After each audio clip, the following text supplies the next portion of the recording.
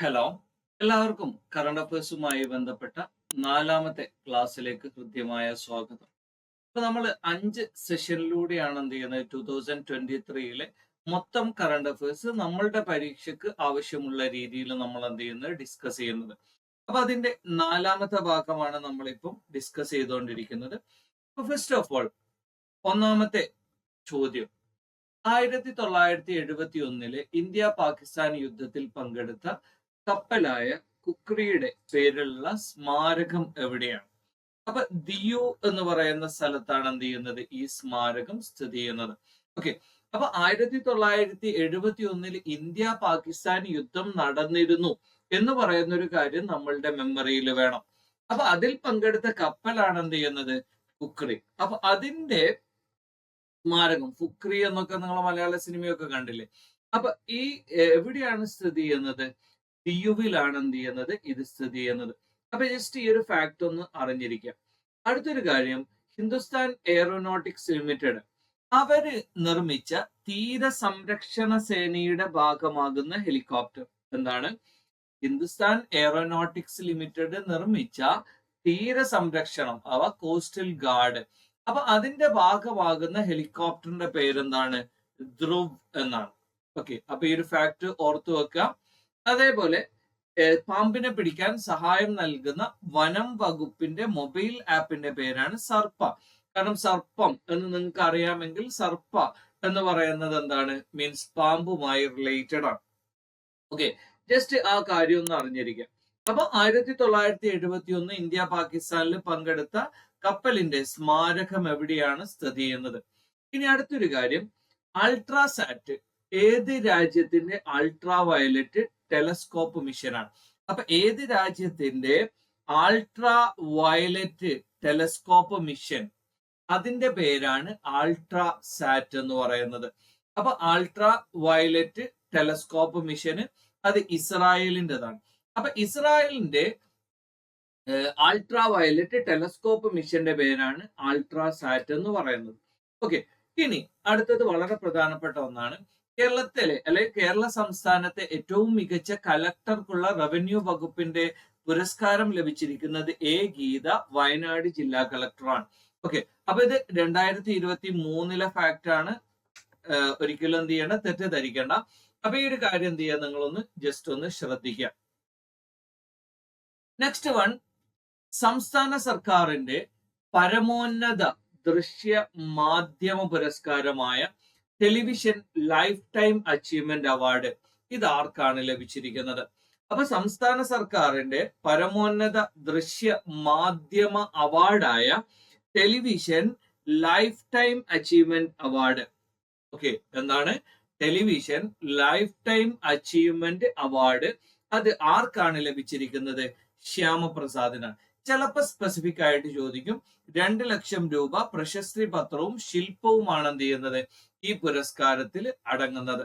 അപ്പൊ മലയാള ടെലിവിഷൻ രംഗത്ത് നൽകുന്ന സമഗ്രമായ സംഭാവനകൾ അത് പരിഗണിച്ചുകൊണ്ടാണ് എന്ത് ചെയ്യുന്നത് ഈ പറയുന്ന പരമോന്നത ദൃശ്യ മാധ്യമ പുരസ്കാരമായ television lifetime achievement award നൽകുന്നത്. പ്രഥമ television lifetime achievement award 2021 പ്രഖ്യാപിച്ചപ്പം ശശികുമാറിനാണ് എന്ത് ചെയ്തത് ഇത് ലഭിച്ചിരിക്കുന്നത്. അപ്പൊ ഇവരെയൊക്കെ നിങ്ങൾ എന്ത് ചെയ്തിട്ടുണ്ടാവും? സിനിമയില് ക്യാരക്ടർ റോളിലൊക്കെ ചിലപ്പോൾ എന്ത് ചെയ്തിട്ടുണ്ടാവും, കണ്ടിട്ടുണ്ടാവും. അപ്പൊ 2023 ലഭിച്ചത് ആർക്കാണ്? ശ്യാമപ്രസാദ് ആണ്. അതേ സമയത്ത് ഇത് ആരംഭിച്ച സമയത്ത് ആദ്യം 2021 ശശികുമാറിനാണ് എന്ത് ചെയ്തത് ഇത് ലഭിച്ചിരിക്കുന്നത്. ഇനി ദേശീയ ഫെൻസിംഗ് ചാമ്പ്യൻഷിപ്പിൽ 12ാം തവണയും കിരീടം, അഥവാ ദേശീയാണ്, അന്തർദേശീയല്ല. അപ്പൊ ദേശീയ തലത്തില് 12ാം തവണയും കിരീടം നേടുന്ന, അഥവാ തുടർച്ചയായി 12 തവണ കിരീടം നേടുന്ന ടീം ആരാണ്? കേരളമാണ്. ഓക്കെ, 2023 G20 ഷെർപ്പമാരുടെ യോഗം നടന്നത് എവിടെയാണ്? കോട്ടയത്ത് നടന്നിട്ടുണ്ട്. ഓക്കെ, അതേപോലെ തന്നെ G20 ഷെർപ്പമാരുടെ യോഗത്തിൽ ഇന്ത്യയെ പ്രതിനിധീകരിച്ചത് അമിതാഭ് കാന്ത്. അമിതാഭ് കാന്ത് വേറെ നീതി ആയോഗോ അല്ലെങ്കിൽ മറ്റേതോ ഒരു സംവിധാനവുമായിട്ട് നിങ്ങൾ കേട്ട് പരിചയിച്ച ഒരു വേർഡ് ആയിരിക്കും അമിതാഭ് കാന്ത് എന്ന് പറയുന്നത്. ഓക്കെ, അപ്പൊ നിങ്ങൾക്ക് അറിയാമെങ്കിൽ എന്ത് ചെയ്യാം, നിങ്ങൾ ജസ്റ്റ് വീഡിയോക്ക് അടിയിൽ എന്ത് ചെയ്യുക, ഒന്ന് കമന്റ് ചെയ്യാം. അപ്പൊ 2023 G20 ഷെർപ്പമാരുടെ യോഗത്തിൽ ഇന്ത്യയെ പ്രതിനിധീകരിച്ചത് അല്ലെങ്കിൽ ഇന്ത്യയുടെ G20 ഷെർപ്പ ആരായിരുന്നു? അമിതാഭ് കാന്ത് ആയിരുന്നു. ഓക്കെ, അപ്പൊ G20 ഷെർപ്പമാരുടെ ഒരു യോഗം അവിടെ എന്ത് ചെയ്തിട്ടുണ്ട്? കോട്ടയത്ത് നടന്നിട്ടുണ്ട്. ഇനി അടുത്തൊരു കാര്യം, 30 സെക്കൻഡിൽ പാലിലെ മായം കണ്ടെത്തുന്നതിനുള്ള ഏറ്റവും ചിലവ് കുറഞ്ഞ സാങ്കേതിക വിദ്യ വികസിപ്പിച്ചത് ആരാണ്? IIT മദ്രാസ് ആണ്. അപ്പൊ 30 സെക്കൻഡിൽ തന്നെ എന്ത് ചെയ്യും? പാലിൽ മായം ഉണ്ടോ ഇല്ലയോ എന്ന് മനസ്സിലാക്കും. അത് മനസ്സിലാക്കാനുള്ള ടെക്നോളജി അല്ലെങ്കിൽ ഇന്നവേഷൻ എന്ത് ചെയ്തത്? ഡെവലപ്പ് ചെയ്തത് ആരാണ്? ഈ പറയുന്ന IIT മദ്രാസ് ആണ്. അടുത്തൊരു കാര്യം, അനാവശ്യ പരസ്യ ഫോൺ കോളുകളും SMS-കളും തടയുന്നതിന് വേണ്ടി ആർട്ടിഫിഷ്യൽ ഇന്റലിജൻസ് അധിഷ്ഠിത സംവിധാനത്തിന്റെ പേരെന്താണ്? സ്പാം. അപ്പൊ നിങ്ങൾക്കറിയാം, ഇതിനൊക്കെ നമ്മൾ പറയുന്നത് സ്പാം കോൾസ്, സ്പാം മെസ്സേജസ് എന്നൊക്കെ അല്ലേ നമ്മൾ പറയുന്നത്, അല്ലെ? Okay, spam. അപ്പൊ ഈ പറയുന്ന സ്പാം ഫിൽട്ടർ, അപ്പൊ സ്പാം ആയിട്ടുള്ള അനാവശ്യമായ പരസ്യ ഫോൺ കോളുകൾ, SMS-കൾ, അപ്പൊ ഇതൊക്കെ തടയുന്നതിന് വേണ്ടിയുള്ള AI സംവിധാനത്തിന് അല്ലെങ്കിൽ AI ബാക്ക്ഡ് ആയിട്ടുള്ള ഒരു സംവിധാനത്തിന്റെ പേരാണെന്ത്? സ്പാം ഫിൽട്ടർ എന്ന് പറയുന്നത്. ഇനി ഏത് കാർഷിക വിളയുടെ ജനിതക മാറ്റം വരുത്തിയ ഇനമാണ് KJ66? അപ്പൊ KJ66 എന്ന് പറയുന്നത് ഇത് നമുക്ക് എന്ത് ചെയ്യാം? ജനറ്റിക്കലി മോഡിഫൈഡ് ആണ്. അപ്പൊ ഈ ജനറ്റിക്കലി മോഡിഫൈഡ് ഏത് വിള അല്ലെങ്കിൽ എന്താണ്? ഇപ്പം അരി, ഗോതമ്പ് എന്നൊക്കെ പറയില്ല. അപ്പൊ ഇത് ഉരുളക്കിഴങ്ങുമായി ബന്ധപ്പെട്ടതാണ്. അപ്പൊ KJ66. ഇനി പഴയ വാഹനങ്ങൾ വിൽക്കുന്നതിനായി അനുമതി നിർബന്ധമാക്കിയ സംസ്ഥാനം. അപ്പൊ പഴയ വാഹനങ്ങൾ വിൽക്കണമെങ്കിൽ അനുമതി വാങ്ങണം എന്ന് നിർബന്ധമാക്കിയ സ്റ്റേറ്റ് ഏതാണ്? കേരളമാണ്. അപ്പൊ പഴയ വാഹനങ്ങൾ എന്ന് പറയുമ്പോൾ നിങ്ങൾക്കറിയാം 15 വർഷത്തേക്കാണ് എന്ത് ചെയ്യുക? ഒരു വാഹനത്തിന് നമ്മൾ ടാക്സ് പരിമിതി കൊടുക്കുക. അത് ആ ഒരു പരിമിതി കഴിഞ്ഞു കഴിഞ്ഞാൽ പിന്നെ എന്ത് ചെയ്യണം? അത് റിന്യൂ ചെയ്യണം, അല്ലെ? ഓക്കെ, അപ്പൊ ഇത് റിന്യൂ ചെയ്യണമെങ്കിൽ എന്തുണ്ട്? ചില പ്രൊസീജിയേഴ്സ് ഉണ്ട്. ഇപ്പം കേരളത്തിലൊന്നും പ്രായോഗികമായി നടപ്പിൽ വരുത്തിയിട്ടില്ല. അതേ സമയത്ത് ഡൽഹി പോലെയുള്ള സ്ഥലങ്ങളിലൊക്കെ എന്താണ് ഇത് പ്രായോഗികമായി വന്നിട്ടുണ്ട്. കാരണം അവിടെയൊന്നും എന്ത് ചെയ്യാൻ പറ്റില്ല, 15 വർഷം കഴിഞ്ഞ വാഹനങ്ങളൊക്കെ ഓടിക്കുന്നതിനൊക്കെ ഒരുപാട് ബുദ്ധിമുട്ടുകളും കാര്യങ്ങളും. മ്യാൻമറിലെ പട്ടാള ഭരണകൂടത്തിന്റെ തിരഞ്ഞെടുപ്പ് കമ്മീഷൻ പിരിച്ചുവിടുന്ന ആങ് സാൻ സൂക്കിയുടെ party National League for Democracy. ഇപ്പോ ആദ്യമേ മ്യാൻമറിൽ ഡെമോക്രസി ഇല്ല, എന്നാലും ഒരു പരിധിവരെ ഡെമോക്രസി കൊണ്ടുവന്ന ഒന്നായിരുന്നു ആങ് സാൻ സൂക്കിയുടെ ആ ഒരു മുന്നേറ്റം. അപ്പൊ ആങ് സാൻ സൂക്കിയുടെ അല്ലെങ്കിൽ ആങ് സാൻ സൂചി എന്ന് പറയും. അപ്പൊ അവരുടെ ആ ഒരു മുന്നേറ്റം, അവർ രണ്ടാമത്തെ തവണയും ഇലക്ഷനിൽ വിജയിച്ചപ്പം, കാരണം ഈ പറയുന്ന മ്യാൻമർ ആയാലും പാകിസ്ഥാൻ പോലെയുള്ള സംവിധാനങ്ങളൊക്കെ ഒരു ഡീപ് സ്റ്റേറ്റ്, കാരണം അവിടെ ജനാധിപത്യത്തെക്കാൾ കൂടുതൽ പട്ടാളം, അത്തരം സംവിധാനങ്ങളാണ് എന്ത് ചെയ്യുന്നത്? അധികാരത്തിൽ, ഗവേണൻസിൽ മേൽക്കോയ്മ. അപ്പൊ അവിടെ ഈ ആങ് സാൻ സൂക്കിയുടെ പാർട്ടിയുടെ പേര് ഏതാണ്? നാഷണൽ ലീഗ് ഫോർ ഡെമോക്രസി എന്ന് പറയുന്നത്. ഇനി രാജ്യത്ത് ആദ്യമായി കോടതി നടപടികളിൽ ആർട്ടിഫിഷ്യൽ ഇന്റലിജൻസ് സംവിധാനമായ ChatGPTയുടെ സേവനം പ്രയോജനപ്പെടുത്തിയ ഹൈക്കോടതി പഞ്ചാബ് ഹരിയാന ഹൈക്കോടതിയാണ്. ഓക്കെ, അപ്പൊ AI ChatGPT സംവിധാനം ഉപയോഗപ്പെടുത്തിയ ഹൈക്കോടതി ഏതാണ്? പഞ്ചാബ് ഹരിയാന ഹൈക്കോടതിയാണ്. ഇനി രാജ്യത്തെ തന്നെ ഏറ്റവും വലിയ ടെക് ഇൻഫ്രാ എക്സ്പോയായ കൺവേർജൻസ് ഇന്ത്യ, ഇതിന്റെ വേദി എന്താണ്? അപ്പൊ ഇന്ത്യയിലെ ഏറ്റവും വലിയ ടെക് ഇൻഫ്രാ എക്സ്പോയാണ്. എന്താണ്? Tech infra expo. അപ്പൊ ഇതിന്റെ വേദിയായത് അല്ലെങ്കിൽ കൺവേർജൻസ് ഇന്ത്യ എക്സ്പോ. ഓക്കെ, അപ്പൊ കൺവേർജൻസ് ഇന്ത്യ എക്സ്പോ എന്നാണ് പേര്. ഏറ്റവും വലിയ ടെക് ഇൻഫ്രാ എക്സ്പോയാണ്. ഇതെവിടെയാണ്? സ്വാഭാവികമായിട്ടും ഇന്ത്യയുടെ ക്യാപിറ്റൽ സിറ്റിയിലായിരിക്കും എന്ത് ചെയ്യുന്നത്? ഇത്തരം കാര്യങ്ങളൊക്കെ നടക്കുന്നത്. ഓക്കെ, അപ്പൊ ഇതെവിടെയാണ്? ക്യാപിറ്റൽ സിറ്റിയിലാണ് എന്ത് ചെയ്തത്? ഇത് നടന്നിരിക്കുന്നത്. ഓക്കെ, അപ്പൊ ജസ്റ്റ് എന്ത് ചെയ്യുക? ആ ഒരു കാര്യം നിങ്ങൾ എന്ത് ചെയ്യുക? ഒന്ന് ശ്രദ്ധിക്കുക. അടുത്തൊരു കാര്യം, ലീഗൽ മെട്രോളജി, അല്ലെ? ലീഗൽ മെട്രോളജി നിയമവുമായി ബന്ധപ്പെട്ട പരാതികൾ പരിഹരിക്കാൻ വേണ്ടി IT മന്ത്രാലയം പുറത്തിറക്കിയ ആപ്ലിക്കേഷൻ മാപ്റ്റോൾ ഗ്രീവൻസസ് എന്ന് പറയും. Legal metrology. ഓക്കെ, അപ്പൊ ലീഗൽ മെട്രോളജി വിഭാഗവുമായി ബന്ധപ്പെട്ട പരാതികൾ പരിഹരിക്കാൻ വേണ്ടി പുറത്തിറക്കിയാണ്. അപ്പൊ നിങ്ങൾ എന്ത് ചെയ്യുക? ജസ്റ്റ് ഈ ഒരു ഫാക്ട് മാത്രം എന്ത് ചെയ്യുക? ഒന്ന് അറിഞ്ഞിരിക്കുക. ഓക്കെ, അപ്പൊ കൂടുതൽ ഡെപ്തിലൊന്നും നിങ്ങൾ അറിയണമെന്നില്ല, പക്ഷെ എന്ത് ചെയ്യുക? ജസ്റ്റ് ഈ ഒരു ഫാക്ട് മാത്രം നിങ്ങൾ അറിഞ്ഞിരിക്കുക. സംസ്ഥാന സർക്കാരിന്റെ വികസന ക്ഷേമ പ്രവർത്തന നേട്ടങ്ങൾ അവതരിപ്പിക്കുന്നതിനുള്ള വിപണന മേളയാണ് എന്റെ കേരളം. അപ്പൊ വികസന ക്ഷേമ പ്രവർത്തന നേട്ടങ്ങൾ അത് അവതരിപ്പിക്കുന്ന പ്രദർശന വിപണന മേള. ഓക്കെ, അപ്പൊ പ്രദർശനവുമാണ്, അതോടൊപ്പം എന്താണ്, അതൊരു മാർക്കറ്റിംഗ് കൂടിയാണ്. ഓക്കെ, നെക്സ്റ്റ് വൺ, സംസ്ഥാനത്ത് ആദ്യമായി ജയിലിൽ നിന്നും വിപണിയിൽ എത്തിക്കുന്ന നാപ്കിൻ ബ്രാൻഡ് ഫ്രീഡം കെയർ എന്ന് പറയും. അപ്പോ സംസ്ഥാനത്ത് എന്ത് ചെയ്യുന്നുണ്ട്, ജയിലിൽ നിന്ന് ഫുഡുകളും കാര്യങ്ങളൊക്കെ എന്ത് ചെയ്യുന്നുണ്ട്, പുറത്തേക്ക് വിടുന്നുണ്ട് അല്ലെ. അപ്പൊ അതോടൊപ്പം ഈ പറയുന്ന വിപണിയിലെത്തുന്ന നാപ്കിൻ ബ്രാൻഡിന്റെ പേരെന്താണ്, ഫ്രീഡം. ഇപ്പൊ ഈ പറയുന്ന ജയിലിൽ നിന്ന് വരുന്നതിന്റെ ഒക്കെ പേര് ഫ്രീഡം എന്നാണ് അല്ലെ. ഓക്കെ, അപ്പൊ ഫ്രീഡം കെയർ എന്നാണ് നാപ്കിൻ ബ്രാൻഡ്. സംസ്ഥാനത്ത് ആദ്യമായിട്ട് സാനിറ്ററി നാപ്കിൻ വിപണിയിൽ എത്തിക്കുന്ന ജയിൽ ഏതാണ്, കാക്കനാട് വനിതാ ജയിലാണ്. ഓക്കെ, അപ്പൊ നമ്മൾ പറഞ്ഞു നാപ്കിൻ ബ്രാൻഡിന്റെ പേര് ഫ്രീഡം കെയർ എന്നാണ്. അപ്പൊ ആദ്യമായി നാപ്കിൻ വിപണിയിൽ എത്തിക്കുന്ന ജയിൽ ഏതാണ്, കാക്കനാട് വനിതാ ജയിലാണ്. ഇനി സാഫ് കപ്പ് അണ്ടർ 17 വനിതാ ഫുട്ബോൾ ഗോൾഡൻ ബൂട്ട് നേടിയ മലയാളി ആരാണ്? അപ്പൊ സാഫ് കപ്പ് അണ്ടർ 17 വനിതാ ഫുട്ബോൾ ഗോൾഡൻ ബൂട്ട് നേടിയ മലയാളി ഷിൽജി ഷാജി എന്ന് പറയും. ഓക്കെ, അപ്പൊ ഇപ്പൊ ഫുട്ബോളിന് എന്ത് ചെയ്യുന്നുണ്ട്, ഇപ്പം ദേശീയ തലത്തിലായാലും അതേപോലെ തന്നെ കേരളം ഇതുപോലെയുള്ള മേഖലകളിലൊക്കെ, കാരണം ക്രിക്കറ്റിന്റെ അതിപ്രസരത്താൽ മങ്ങിപ്പോയ ഒരു കളിയാണ് ഫുട്ബോൾ. ഇപ്പൊ എന്ത് ചെയ്യുന്നുണ്ട്, ഫുട്ബോളിന് മീൻസ് പ്രാധാന്യമൊക്കെ ലഭിക്കുന്നുണ്ട്. ഇനി സ്വർണ്ണാഭരണത്തിന്റെ പരിശുദ്ധി ഉറപ്പാക്കുന്നതിനും വിൽപ്പന സുതാര്യമാക്കുന്നതിനും വേണ്ടി കേന്ദ്ര സർക്കാർ മുന്നോട്ട് വെച്ച സംവിധാനമാണ് ഹാൾമാർക്ക് യൂണിക് ഐഡന്റിഫിക്കേഷൻ. അപ്പൊ ഹാൾമാർക്ക് യൂണിക് ഐഡന്റിഫിക്കേഷൻ എന്ന് പറയുന്നത് എന്താണ്, അപ്പൊ HUID BIS അല്ലെങ്കിൽ BSI മാർക്ക് ഒക്കെ ഉണ്ടല്ലോ. അപ്പൊ പൊതുഗതാഗതത്തിൽ റോപ്വേ സംവിധാനം ഉപയോഗിക്കുന്ന ഇന്ത്യയിലെ ആദ്യ നഗരം ഏതാണ്, വാരണാസിയാണ്.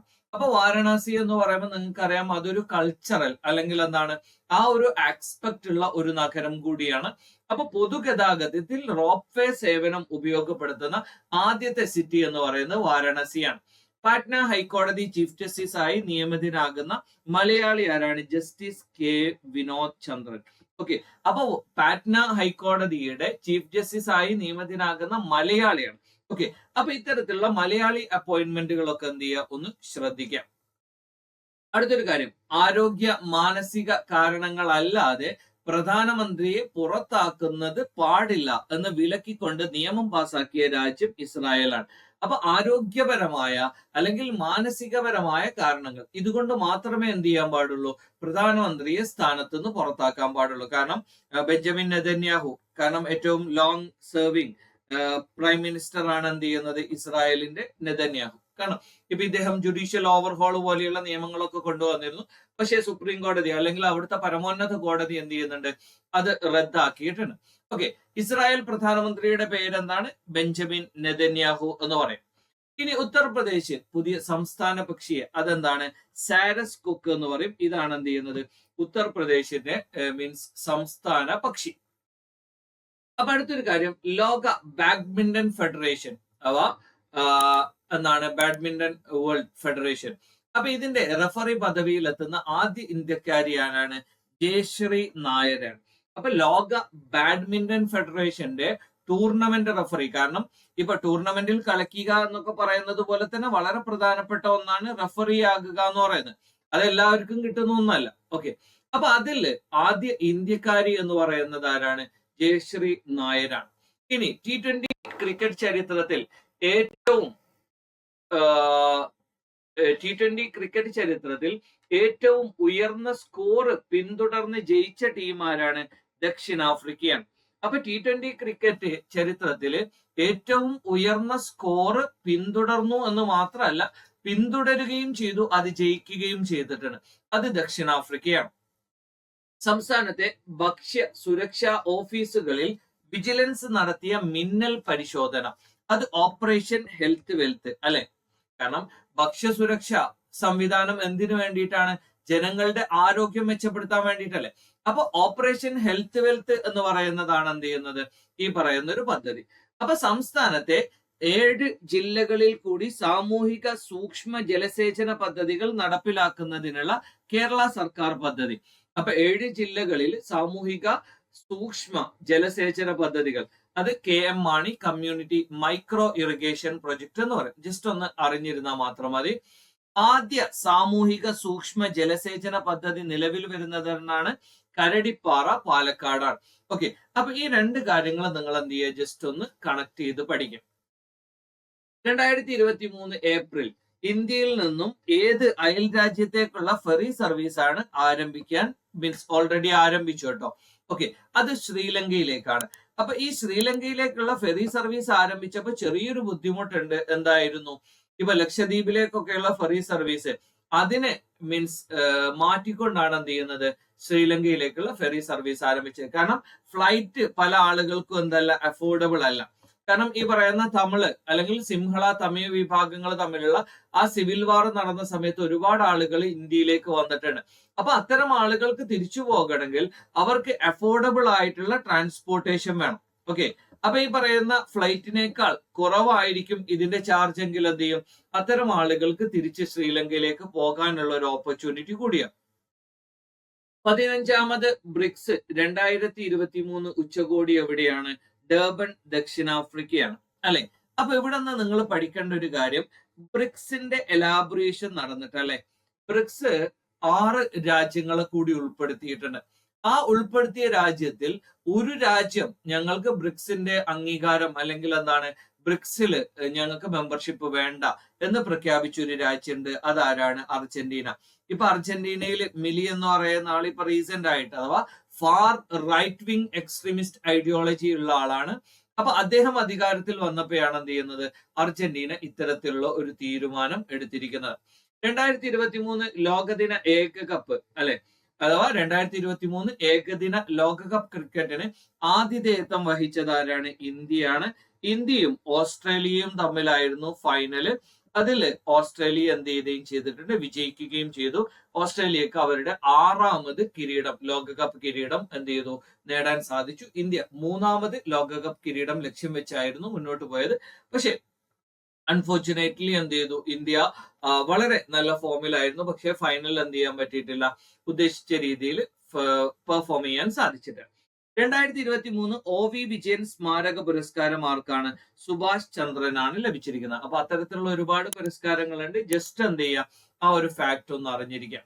2023 മിസിസിപ്പി ചുഴലിക്കാറ്റ്, മിസിസിപ്പി ചുഴലിക്കാറ്റ് ഏത് അല്ലെങ്കിൽ വൻ നാശം വിതച്ച രാജ്യം എവിടെയാണ്? അമേരിക്ക.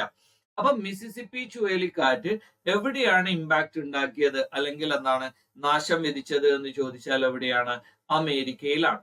UAE പുറത്തിറക്കിയ ഡിജിറ്റൽ കറൻസി, അത് ഡിജിറ്റൽ ദിർഹം. ഇപ്പൊ ഇന്ത്യയുടേത് എന്താ പറയാ, ഈ റുപ്പി എന്നൊക്കെ പറയല്ലേ, ഡിജിറ്റൽ റുപ്പി. അതേപോലെ UAE പുറത്തിറക്കിയ ഡിജിറ്റൽ കറൻസിയുടെ പേരെന്താണ്? ഡിജിറ്റൽ ദിർഹം. കാരണം അവിടുത്തെ നാണയത്തിന്റെ പേരെന്താണ്? കറൻസിയുടെ പേര് ദിർഹം എന്നാണ്.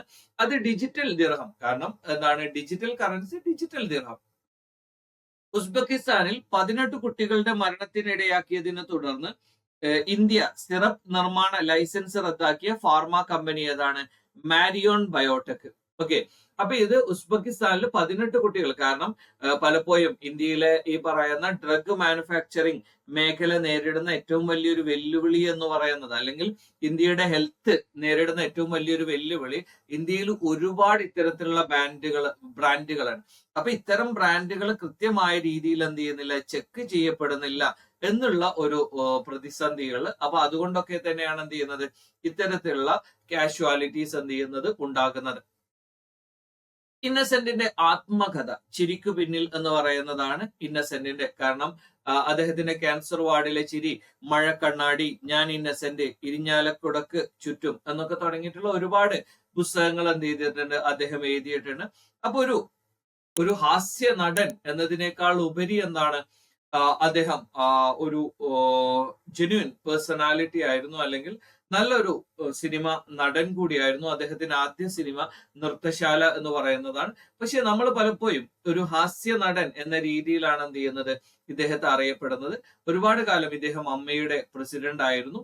ഓക്കെ, അപ്പൊ ഈ ഒരു കാര്യം എന്ത് ചെയ്യുക, ജസ്റ്റ് ഒന്ന് അറിഞ്ഞിരിക്കുക. അദ്ദേഹം റീസെന്റ് ആയി മരിച്ചിട്ടുണ്ടല്ലോ.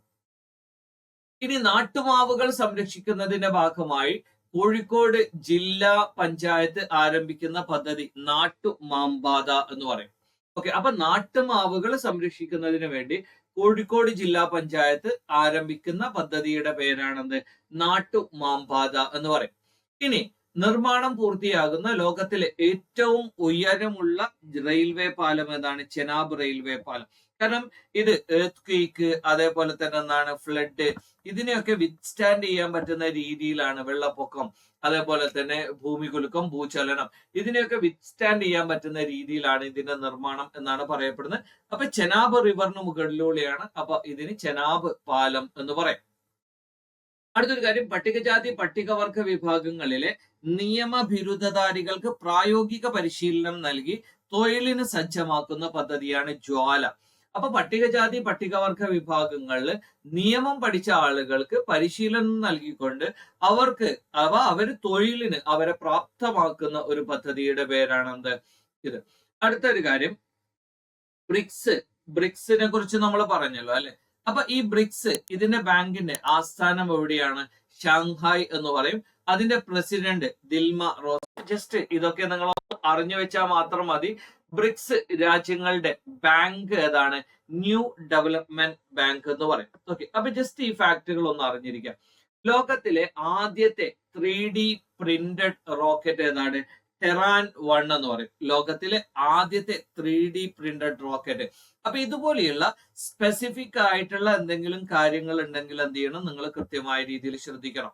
അപ്പൊ എന്താണ് ഈ പറയുന്ന രീതിയിൽ ആദ്യത്തെ 3D പ്രിന്റഡ് റോക്കറ്റ് ആണ്. സ്ത്രീകൾക്ക് സ്വതന്ത്രവും സുരക്ഷിതവുമായ വിനോദയാത്രയൊരുക്കാൻ വേണ്ടി കുടുംബശ്രീ ആരംഭിക്കുന്ന പുതിയ സംരംഭമാണ് ദി ട്രാവലർ. അപ്പൊ സ്ത്രീകൾക്ക് സ്വതന്ത്രമായി സുരക്ഷിതമായി വിനോദയാത്ര ചെയ്യാൻ പറ്റുന്നതാണ് ദി ട്രാവലർ എന്ന് പറയും. ഇത് കുടുംബശ്രീയാണ് കൊണ്ടുവരുന്നത്. ഒക്കെ ശ്രദ്ധിക്കാം. സ്വിസ് ഓപ്പൺ ബാഡ്മിന്റൺ ഡബിൾസ് കിരീടം നേടുന്ന ആദ്യ ഇന്ത്യൻ താരങ്ങൾ ആരാണ്? സ്വാതിക് സായിറാജ് രംഗി റെഡ്ഡി, ചിരാഗ് ഷെട്ടി എന്ന് പറയും. അപ്പൊ സ്വാതിക് രംഗി റെഡ്ഡി, അതേപോലെ തന്നെ ചിരാഗ് ഷെട്ടി, ഈ സഖ്യമാണ് എന്ത് ചെയ്യുന്നത്? ആദ്യ ഇന്ത്യൻ താരങ്ങൾ സ്വിസ് ഓപ്പൺ ബാഡ്മിന്റൺ കിരീടം ഡബിൾസ് നേടുന്നത്. ഇന്ത്യയിൽ ആദ്യമായി കൃത്രിമ ആനയെ എഴുന്നള്ളിച്ച് ഉത്സവം നടത്തിയത് ആരാണ്? കേരളമാണ്. അപ്പൊ കൃത്രിമ ആനയെ ആരെയാണ്? കൃത്രിമ ആനയെ. കാരണം ആന എന്ന് പറയുന്നത് നമ്മളുടെ ഉത്സവത്തിന്റെ ഭാഗമാണ്. പക്ഷെ ഈ ആനക്ക് മതമിളകുന്ന കാര്യങ്ങളൊക്കെ ഉള്ളത് കൊണ്ട് തന്നെ നമുക്ക് പലപ്പോഴും എന്ത് ചെയ്യാറില്ല, മീൻസ് അത് പല പ്രശ്നങ്ങളും ഉണ്ടാക്കാറുണ്ട്. അതുകൊണ്ട് തന്നെ കൃത്രിമ ആനയെ എഴുന്നള്ളിച്ച് ഉത്സവം നടത്തിയ സംസ്ഥാനം ആരാണ്? കേരളമാണ്. അതേപോലെ തന്നെ ഒളിമ്പ്യൻ സുരേഷ് ബാബു സ്മാരക സംസ്ഥാന യൂത്ത് അത്ലറ്റിക് മത്സരത്തിൽ ചാമ്പ്യൻഷിപ്പ് നേടിയ ജില്ല ഏതാണ്? പാലക്കാട്.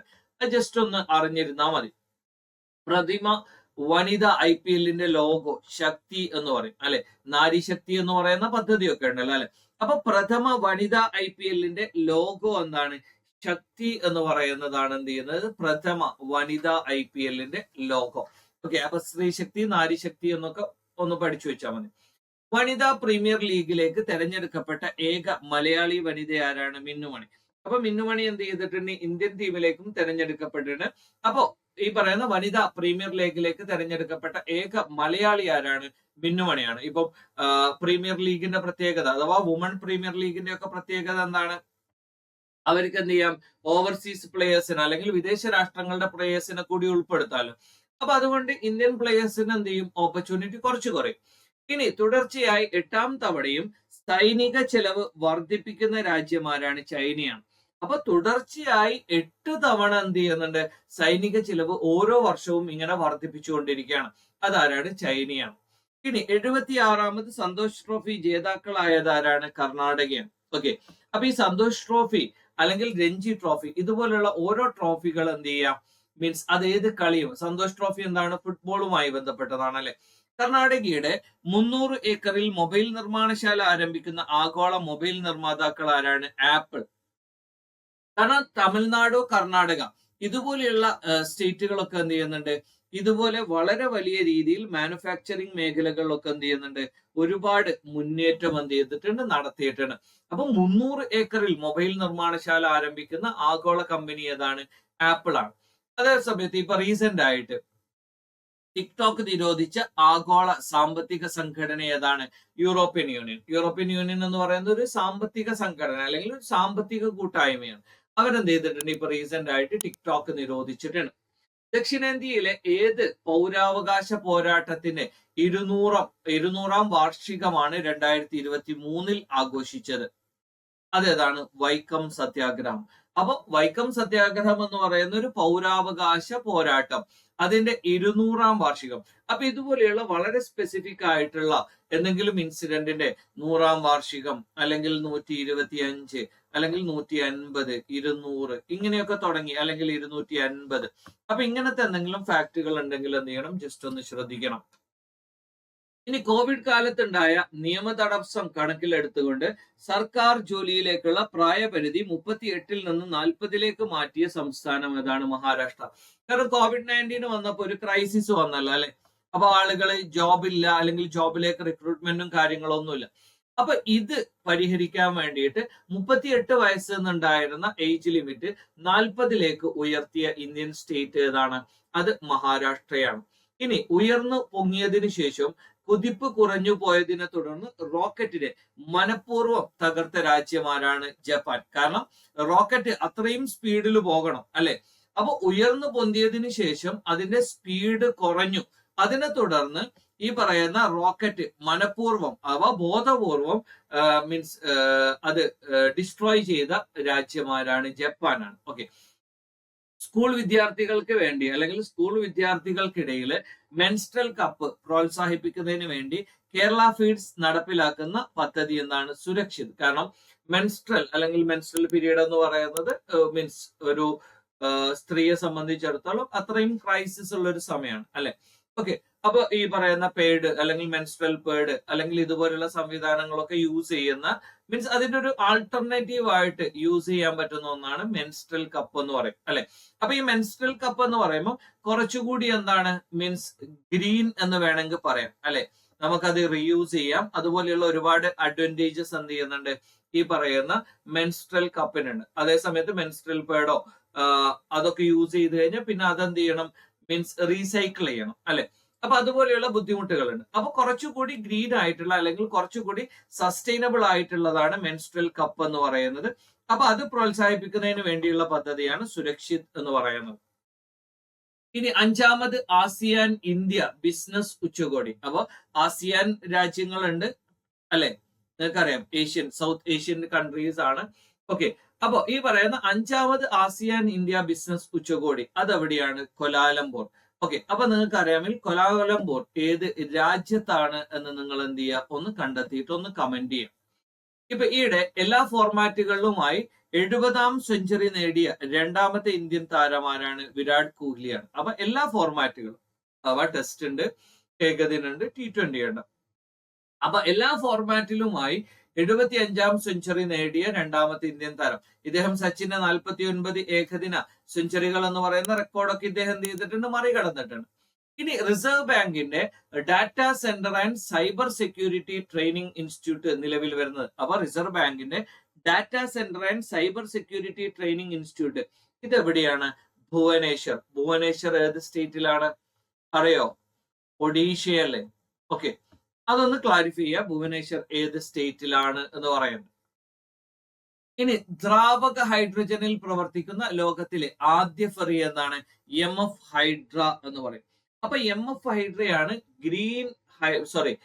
Liquid hydrogen. കാരണം നമ്മൾ എന്ത് ചെയ്യുന്നുണ്ട്? ഇപ്പൊ ഗ്രീൻ എനർജിയിലേക്ക് മാറുന്നതിന്റെ ഭാഗമായിട്ട് നമ്മൾ പ്രൊമോട്ട് ചെയ്യാൻ ഉദ്ദേശിക്കുന്ന വളരെ പ്രധാനപ്പെട്ട ഒന്നാണ് എന്ത്? ലിക്വിഡ് ഹൈഡ്രജൻ എന്ന് പറയും. ഓക്കെ. അപ്പൊ ലിക്വിഡ് ഹൈഡ്രജൻ ഉപയോഗിച്ചുകൊണ്ട് പ്രവർത്തിക്കുന്ന ലോകത്തിലെ ആദ്യത്തെ ഫെറി, അല്ലെങ്കിൽ ആദ്യത്തെ ബോട്ട് എന്ന് പറയും, അതേതാണ്? MF hydra. അപ്പൊ ഹൈഡ്രജൻ അല്ലെ, ഹൈഡ്ര, MF ഹൈഡ്ര. 2023 ChatGPT നിരോധിച്ച രാജ്യം ഏതാണ്? ഇറ്റലിയാണ്. ഇറ്റലി എന്ത് ചെയ്യുന്നുണ്ട് 2023? കാരണം AI പല രാജ്യങ്ങളും എന്ത് ചെയ്തിട്ടുണ്ട്? റെഗുലേഷൻ ഏർപ്പെടുത്തിയിട്ടാണ്. അതിൽ വളരെ പ്രധാനപ്പെട്ട ഒന്നാണ് എന്ത് ചെയ്യുന്നത്? ChatGPTയുടെ നിരോധനം. അതാരാണ്? ഇറ്റലിയാണ്. നാറ്റോയുടെ 31ാമത് അംഗമായി അംഗീകാരം ലഭിച്ച രാജ്യം ഏതാണ്? ഫിൻലാൻഡ് ആണ്. ആരാണ്? 31ാമത്. അപ്പൊ നാറ്റോ എന്ന് പറയുന്നത് എന്താണ്? ഒരു സൈനിക സഖ്യമാണ്. USSRനെതിരെ അന്ന് അമേരിക്ക രൂപീകരിച്ചതായിരുന്നു. ഓക്കെ. അപ്പൊ വെസ്റ്റ് ആണ് കൂടുതലായിട്ടും എന്ത് ചെയ്യുന്നത്? ഇതിലുള്ളത്. ഓക്കെ. അപ്പൊ നാറ്റോയുടെ 31ാമത് മെമ്പർ ആയിട്ട് അംഗീകാരം ലഭിച്ചിരിക്കുന്നത് ആർക്കാണ്? ഫിൻലാൻഡ് അല്ലെ. ഓക്കെ. ഫിൻലാൻഡ് ആണ്. ഓക്കെ, അടുത്തത് ചൈനയിലേക്ക് ടോക്ക് മെക്കാക്കിനെ കയറ്റുമതി ചെയ്യാൻ പദ്ധതിയിടുന്ന രാജ്യം. അപ്പോ ഈ പറയുന്ന ടോക്ക് മെക്കാക്കുവിന് അപ്പം നമ്മൾ എന്ത് ചെയ്തിട്ടുണ്ട്, നമീബിയയിൽ നിന്ന് അല്ലെ സൗത്ത് ആഫ്രിക്കയിൽ നിന്നൊക്കെ ചീറ്റയെ കൊണ്ടുവന്നില്ലേ. അപ്പൊ അതേപോലെ ചൈനയിലേക്ക് ടോക്ക് മെക്കാക്കുവിനെ കയറ്റുമതി ചെയ്യാൻ പദ്ധതിയിടുന്ന രാജ്യം ഏതാണ്? ശ്രീലങ്കയാണ്. കുട്ടികൾക്ക് വേണ്ടിയുള്ള ഓക്സ്ഫോർഡ് മലേറിയ വാക്സിൻ അംഗീകരിച്ച ആദ്യ രാജ്യം ഏതാണ്? ഗാനയാണ്. അപ്പൊ കുട്ടികൾക്ക് വേണ്ടിയിട്ട് ഓക്സ്ഫോർഡ് മലേറിയ വാക്സിന് അംഗീകാരം നൽകിയ ആദ്യ രാജ്യം ഏതാണ്? ഘാനയാണ്. ഓക്കെ, അപ്പൊ ഈ പറയുന്ന ഫാക്ട് എന്ത് ചെയ്യാം, ഒന്ന് ശ്രദ്ധിക്കാം. അടുത്തത് വ്യാഴത്തെയും അതിന്റെ മഞ്ഞു മൂടിയ ഉപഗ്രഹങ്ങളെയും കുറിച്ച് പഠിക്കാൻ വേണ്ടി യൂറോപ്യൻ സ്പേസ് ഏജൻസിയുടെ ഉപഗ്രഹമാണ് JUICE എന്ന് പറയും. ഓക്കെ, അപ്പൊ വ്യാഴത്തെ അതിന്റെ മഞ്ഞു മൂടിയ ഉപഗ്രഹങ്ങളെ കുറിച്ചും പഠിക്കാൻ വേണ്ടിയിട്ടുള്ള യൂറോപ്യൻ സ്പേസ് ഏജൻസിയുടെ ഉപഗ്രഹമാണ് എന്ത് ചെയ്യുന്നത്? JUICE എന്ന് പറയാം.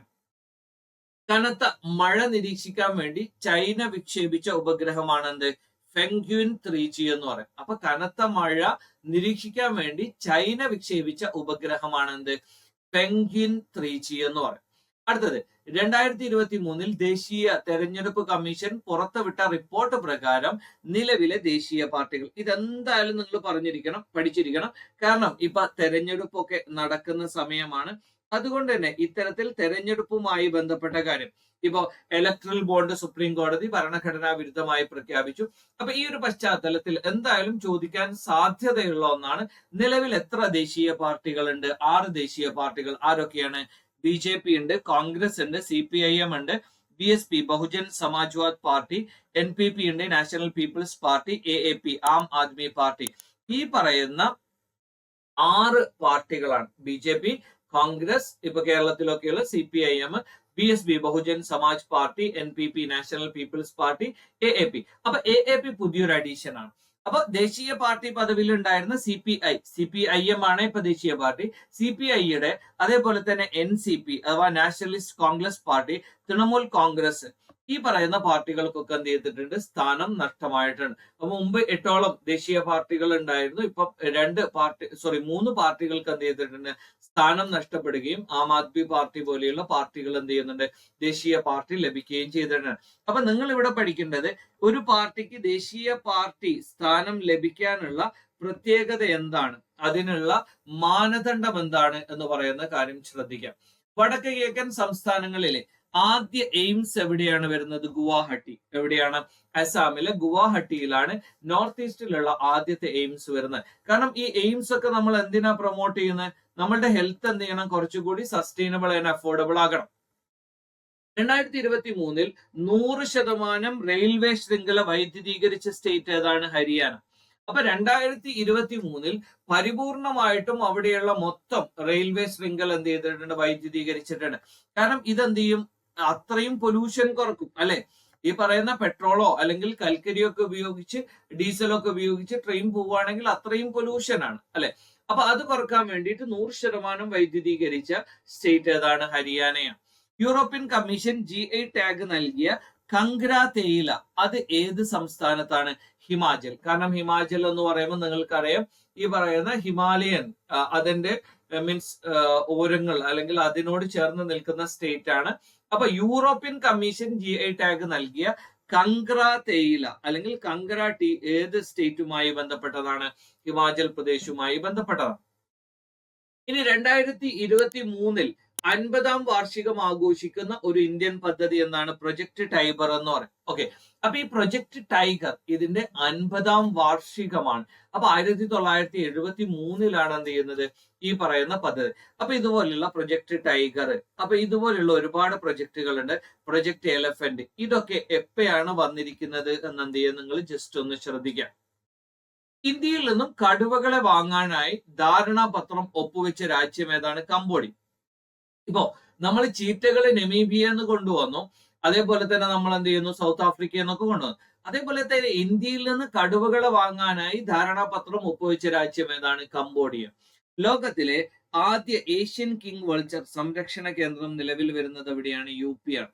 അപ്പൊ ഏഷ്യൻ കിങ് വൾച്ചർ, അപ്പൊ ഇതെന്താണ്? ഇതിനെ conservation status IUCN red list അനുസരിച്ച് എന്താണ്? ഇത് ക്രിട്ടിക്കലി എൻഡേഞ്ചേർഡ് ആണ്. ഇതിന്റെ പോപ്പുലേഷൻ എന്ന് പറയുന്നത് 10,000-ൽ താഴെയാണ്. ഇവര് കർക്കാസസ് എന്ന് പറയും, കാരണം ശവ തീനികളാണ്. ഇതിന്റെ ബ്രീഡിംഗ് ടൈം എന്ന് പറയുന്നത് ഡിസംബർ സെപ്റ്റംബർ ഈ ഒരു സമയത്താണ്.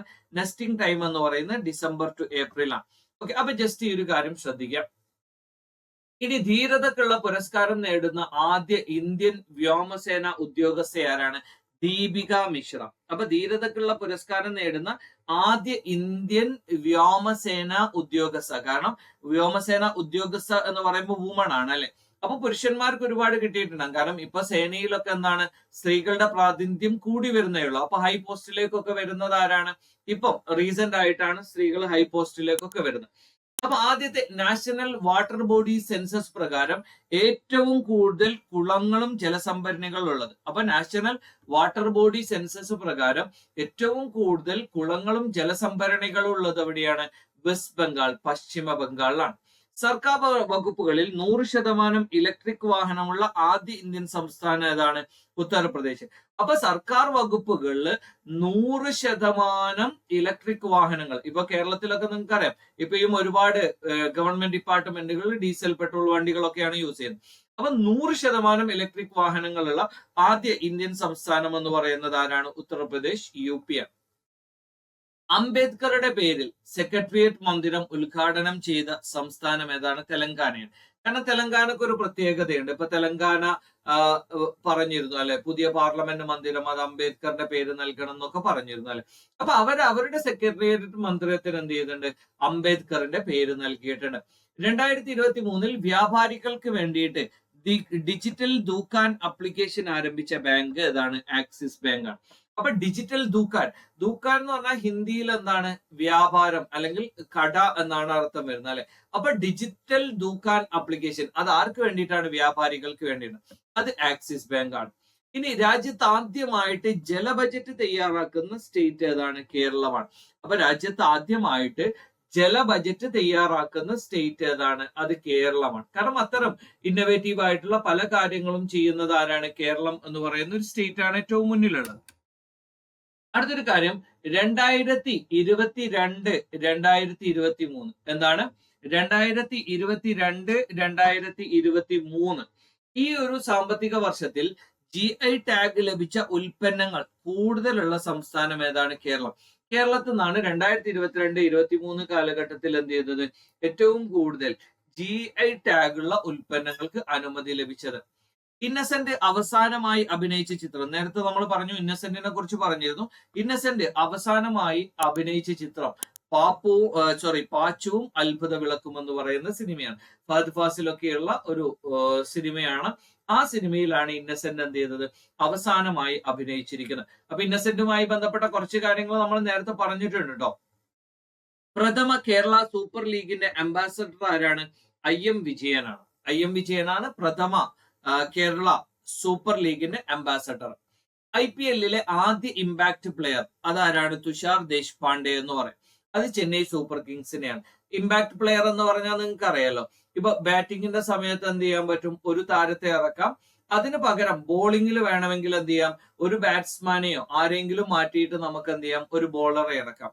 അതേ സമയത്ത് ബോളിംഗിൽ ടീം എന്ത് ചെയ്തു? 11 ആളുകളെ യൂസ് ചെയ്തു. ബാറ്റിംഗിൽ വേണമെങ്കിൽ എന്ത് ചെയ്യാം? ഒരു ബോളറെ മാറ്റിയിട്ട് ഇമ്പാക്ട് പ്ലെയർ ആയിട്ട് എന്ത് ചെയ്യാം? ഒരു ബാറ്ററെ വേണമെങ്കിൽ ഇറക്കാം. അത് ആദ്യമായിട്ട് IPL-ലെ ആദ്യത്തെ ഇമ്പാക്ട് പ്ലെയർ എന്ന് പറയുന്നത് CSKയുടെ എന്താണ്? തുഷാർ ദേശ്പാണ്ഡെ എന്ന് പറയുന്ന ഒരു ബൗളർ. T20 ക്രിക്കറ്റിൽ 300 വിക്കറ്റ് നേടുന്ന ആദ്യ ഇന്ത്യൻ ബൗളർ ആരാണ്? യുസ്വേന്ദ്ര ചാഹലാണ്. T20 ക്രിക്കറ്റിൽ 300, കാരണം ഈ 2023 IPL ഉണ്ടല്ലോ അല്ലെ. ഓക്കെ, അപ്പൊ T20 ക്രിക്കറ്റിൽ 300 വിക്കറ്റ് നേടുന്ന ആദ്യ ഇന്ത്യൻ ബൗളർ ആരായിരുന്നു? യുസ്വേന്ദ്ര ചാഹലാണ്. IPL-ൽ 6000 റൺസ് പൂർത്തിയാക്കുന്ന ആദ്യ വിദേശ താരം ആരാണ്? ഡേവിഡ് വാർണർ ആണ്. അപ്പൊ ആരാണ്? ഡേവിഡ് വാർണർ ആണ് 6000 റൺസ് പൂർത്തിയാക്കുന്ന ആദ്യ വിദേശ താരം. ഇനി IPL-ൽ ഒരു ടീമിനെ 200 മത്സരങ്ങളിൽ നയിച്ച ആദ്യ ക്യാപ്റ്റൻ ആരാണ്? മഹേന്ദ്ര സിംഗ് ധോണിയാണ്. അപ്പൊ ഇന്ത്യയുടെ ഒരു ഇതിഹാസ ക്യാപ്റ്റൻ ആയിരുന്നു. ഇന്ത്യക്ക് വേണ്ടി 3 ICC കിരീടങ്ങളും നേടിക്കൊടുത്ത ഒരു താരം കൂടിയായിരുന്നു. പിന്നീട് അദ്ദേഹം പോയതിനു ശേഷമാണ് എന്ത് ചെയ്യുന്നത്? പിന്നീട് ഈ പറയുന്ന ICC ടെസ്റ്റ് ചാമ്പ്യൻഷിപ്പ് ഒക്കെ വരുന്നത്. ഓക്കെ, അപ്പൊ IPL ഒരു ടീമിനെ 200 മത്സരങ്ങൾ നയിച്ച ആദ്യ ക്യാപ്റ്റൻ മഹേന്ദ്ര സിംഗ് ധോണിയാണ്. 200 പുറത്താക്കലുകൾ നടത്തുന്ന ആദ്യ വിക്കറ്റ് കീപ്പറും. അവ 200 മത്സരങ്ങൾ നയിച്ചു, 200 പുറത്താക്കലുകൾ നടത്തുന്ന ആദ്യ വിക്കറ്റ് കീപ്പറും മഹേന്ദ്ര സിംഗ് ധോണിയാണ്. IPL അതിവേഗം 100 വിക്കറ്റ് നേടിയ താരമാരാണ്? കഗീസോ റബാഡ, സൗത്ത് ആഫ്രിക്കയുടെ കഗീസോ റബാഡയാണ്. ഇനി നമ്മൾ നേരത്തെ സ്വിസ് ബാഡ്മിന്റൺ ചാമ്പ്യൻഷിപ്പ് ആയിരുന്നു പറഞ്ഞത്. ഏഷ്യൻ ബാഡ്മിന്റൺ പുരുഷ ഡബിൾസ് സ്വർണം നേടിയ ആദ്യ ഇന്ത്യൻ സഖ്യമാരാണ്? സ്വാതിക് സായിരാജ്, രംഗി റെഡ്ഡി എന്ന് പറയും. അതേപോലെ തന്നെ ചിരാഗ് ഷെട്ടി. ഈ പറയുന്ന നേരത്തെ നമ്മൾ പറഞ്ഞ അതേ സഖ്യം തന്നെയാണ് ഏഷ്യൻ ബാഡ്മിന്റൺ ഡബിൾസ് കിരീടവും നേടിയിരിക്കുന്നത്. ഇനി അടുത്തൊരു ഫാക്ട് എന്താണ്? ഹീറോ സൂപ്പർ കപ്പ് ഫുട്ബോൾ കിരീടം നേടിയത് ആരാണ്? ഒഡീഷ FC ആണ്. അപ്പോ 2023 ഹീറോ സൂപ്പർ കപ്പ് ഫുട്ബോള് അതിൽ കിരീടം നേടിയിരിക്കുന്നത് ആരാണ്? ഈ പറയുന്ന ഒഡീഷ FC ആണ്. റണ്ണറപ്പ് ആയത് ആരാണ്? ബാംഗ്ലൂരു FC ആണ്. 2023 ഓസ്ട്രേലിയയുടെ പരമോന്നത ബഹുമതിയായ ഓർഡർ ഓഫ് ഓസ്ട്രേലിയ അത് അർഹനായ ഇന്ത്യൻ വ്യവസായി ആരാണ്? രത്തൻ ടാറ്റ. കാരണം രത്തൻ ടാറ്റ എന്നൊക്കെ പറയുമ്പോൾ ഇന്ത്യയുടെ വ്യാവസായിക ചരിത്രത്തിൽ വളരെ നിർണായകമായിട്ട് പങ്കുവഹിച്ച ഒരു വ്യക്തി കൂടിയാണ്. ഇനി ആഭ്യന്തര കലാപം രൂക്ഷമായ സുഡാനിൽ ഇന്ത്യക്കാരെ ഒഴിപ്പിക്കുന്നതിന് വേണ്ടിയുള്ള രക്ഷാദൗത്യം ഓപ്പറേഷൻ കാവേരി എന്ന് പറയും. അപ്പൊ സുഡാനിൽ ഈ പറയുന്ന ആഭ്യന്തര കലാപം ഉള്ളത് കൊണ്ട് ഇന്ത്യക്കാരെ അവിടെ നിന്ന് രക്ഷിക്കാൻ വേണ്ടിയുള്ള പദ്ധതിയുടെ പേരാണെന്ത്? ഓപ്പറേഷൻ കാവേരി എന്ന് പറയുന്നത്. ഇനി ഇന്ത്യയിലെ ആദ്യത്തെ ജല മെട്രോ പ്രവർത്തനം ആരംഭിച്ചത് എവിടെയാണ്? കൊച്ചി. അപ്പൊ ഇന്ത്യയിലെ ആദ്യത്തെ ജല മെട്രോ പ്രവർത്തനം ആരംഭിച്ചത് എവിടെയാണ്? കൊച്ചിയിലാണ്. ഏഷ്യയിലെ ആദ്യത്തെ ഡിസൈൻ മൃഗശാല, ഇന്ത്യയിലെ ഏറ്റവും മികച്ച വനം വന്യജീവി സംരക്ഷണ ഗവേഷണ കേന്ദ്രം അതേതാണ്? പുത്തൂരിലെ സുവോളജിക്കൽ പാർക്ക് എന്ന് പറയും, തൃശ്ശൂരാണ്. അപ്പൊ ആദ്യത്തെ ഡിസൈൻ മൃഗശാല, ഇന്ത്യയിലെ ഏറ്റവും മികച്ച വനം വന്യജീവി സംരക്ഷണ ഗവേഷണ കേന്ദ്രം അതേതാണ്? Zoological park Puthur. അതേതാണ്? ഇപ്പം നമ്മൾ ഈ പറയുന്ന ടൈഗറിനെയൊക്കെ റീഹാബിലിറ്റേറ്റ് ചെയ്യുന്നത് എവിടെയാണ്? ഈ പറയുന്ന പുത്തൂർ സൂയിലാണ്. ഐക്യരാഷ്ട്രസഭയ്ക്ക് കീഴിലുള്ള യുണൈറ്റഡ് നാഷൻസ് പോപ്പുലേഷൻ ഫണ്ടിന്റെ പുതിയ വാർഷിക റെക്കോർഡ് പ്രകാരം ജനസംഖ്യയിൽ ചൈനയെ മറികടന്ന് 1ാം സ്ഥാനത്തെത്തിയത് ഇന്ത്യ അല്ലെ? അപ്പൊ ഇതുവരെ ചൈനയായിരുന്നു. ചൈനയെ മറികടന്നുകൊണ്ട് 1ാം സ്ഥാനത്തെത്തിയത് ആരാണ്? ഇന്ത്യയാണ്. ഇന്ത്യയുടെ ജനസംഖ്യ 142.86 കോടിയാണ്. ചൈനയുടെ ജനസംഖ്യ 142.57 കോടിയാണ്. അപ്പൊ ഒരു 2.9 കോടിയുടെ വ്യത്യാസമുണ്ട് അല്ലെ? അപ്പൊ ഇതാരാണ്? ഐക്യരാഷ്ട്രസഭയുടെ യുണൈറ്റഡ് നാഷൻസ് പോപ്പുലേഷൻ ഫണ്ടിന്റെ പുതിയ വാർഷിക റിപ്പോർട്ട് പ്രകാരമാണ്. ഇന്ത്യൻ ഭരണഘടനാ ശില്പിയായ ഡോക്ടർ BR അംബേദ്കറിന്റെ ഇന്ത്യയിലെ ഏറ്റവും വലിയ പ്രതിമ അതെവിടെയാണ്? ഹൈദരാബാദ്. തെലങ്കാന വെങ്കല പ്രതിമയുടെ ഉയരം 125 അടിയാണ്. അപ്പൊ ജസ്റ്റ് ആ ഒരു ഫാക്ട് മാത്രം അറിഞ്ഞു വെച്ചാൽ മതി. സംസ്ഥാനത്ത് മിൽമ ഉൽപ്പന്നങ്ങൾ ഏകീകൃത ബ്രാൻഡിൽ പുറത്തിറക്കാനുള്ള പദ്ധതി റീപ്രോസസിംഗ് മിൽമ. അപ്പൊ മിൽമയുടെ എല്ലാ പ്രൊഡക്റ്റുകളും ഉൽപ്പന്നങ്ങളൊക്കെ എന്താണ്? ഒരു ഏകീകൃത ബ്രാൻഡിൽ. അതിന്റെ പദ്ധതിയുടെ പേരാണ് റീപ്രോസസിംഗ് എന്നല്ല, റീപൊസിഷനിങ് മിൽമ. മിൽമയെ എന്ത് ചെയ്യാണ്? റീപൊസിഷൻ ചെയ്യാണ്. കാരണം ഒന്നുകൂടി അതിനെ സ്ട്രക്ചറൽ ആയിട്ട് ഡിസൈൻ ചെയ്യാം. കാർബൺ ന്യൂട്രൽ പ്രവർത്തനങ്ങൾക്ക് കേന്ദ്ര പഞ്ചായത്ത് രാജ് മന്ത്രാലയത്തിന്റെ പുരസ്കാരം നേടിയ കേരളത്തിലെ പഞ്ചായത്ത് ഏതാണ്? മീനങ്ങാടി. അപ്പൊ കാർബൺ ന്യൂട്രൽ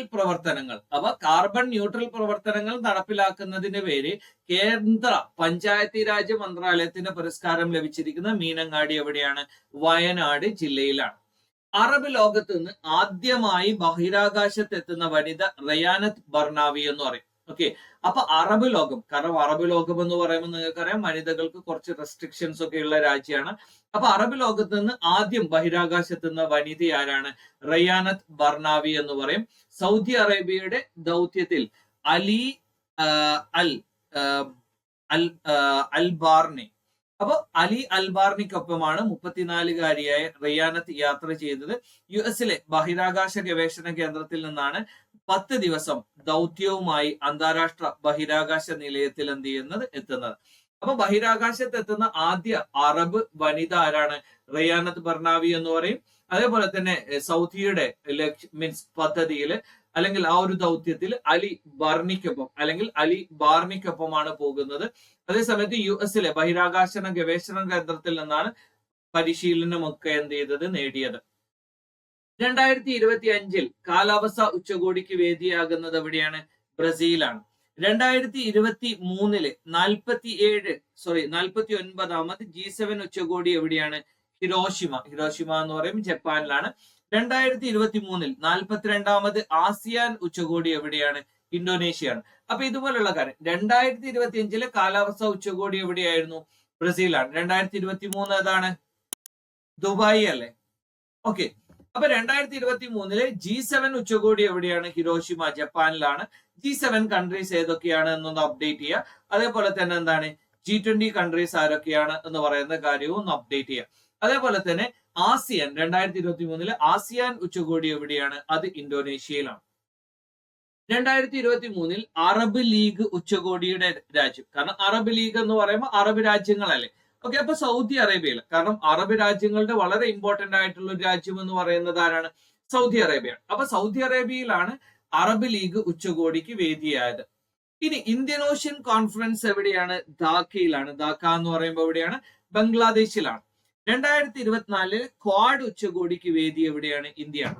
ഇപ്പൊ 2024 ക്വാഡ് ഉച്ചകോടി, ക്വാഡ് എന്ന് പറയുമ്പോൾ ക്വാഡ്ലാറ്ററൽ ആരൊക്കെയാണ്? US, ഇന്ത്യ, ദെൻ ആരൊക്കെയാണ്? Australia, Japan.